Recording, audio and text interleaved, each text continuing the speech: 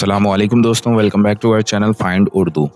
Pros prose का मतलब है नसर, जो आम लिखने का तरीका हो। प्रोज का मतलब होता है एक ऐसा लिखने का स्टाइल जो आम और सीधी बात करे, बिना पोइट्री या शायरी के। नसर में अल्फाज को ऐसे अरेंज किया जाता है कि वो आसान और समझने में स्ट्रेट फॉरवर्ड हो। ये नॉवेल्स, आर्टिकल्स और एसे में ज्यादातर यूज होता है। Most stories are written in prose, not poetry. ज्यादातर कहानियां नसर में लिखी जाती हैं, ना कि शायरी में। तो दोस्तों, प्रोज का मतलब है लिखे का सीधा और आम तरीका, जो पोइट्री के बरअक्स होता है। उम्मीद है अब आपको प्रोज का मतलब समझ में आ गया होगा। मिलते हैं नेक्स्ट वीडियो में। शुक्रिया।